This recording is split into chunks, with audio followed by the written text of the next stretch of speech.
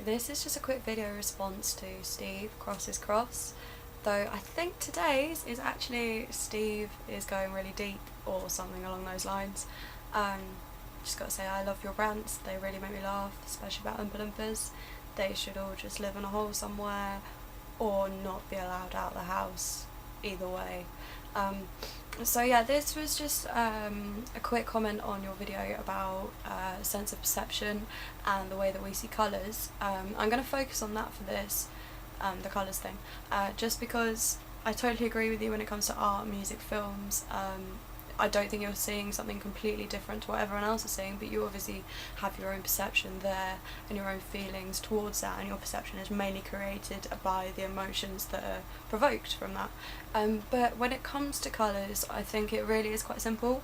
I've spent a lot of time thinking about this myself, and it's something I've revisited all through my life, and I finally came to the conclusion that everyone sees the same colour. I'm going to show you what I mean just by example, purely because it really is this simple. This Coke can, this is red, that's red, that's white, that ring around the top is yellow, and the text on that ring is black. And feel free to point me wrong and say, actually, do you know what, that's blue, because if you see that as blue, then that's cool by me. Kind of disproves my point, but I'm pretty sure that's red.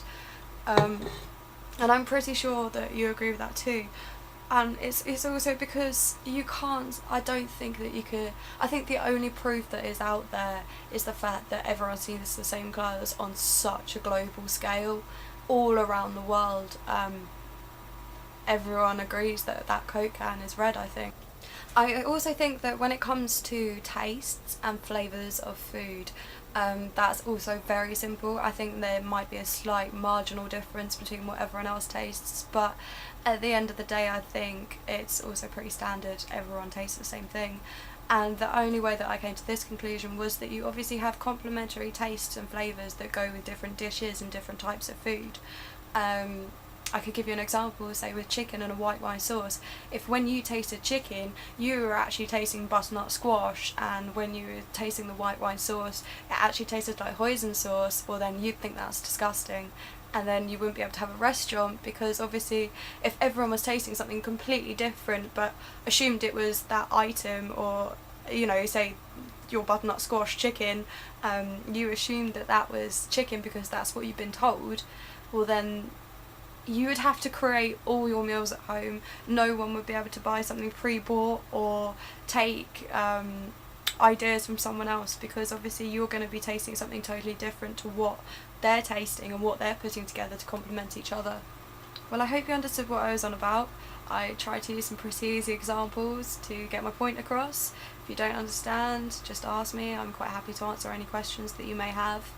On that note, Steve, that was a really great vlog.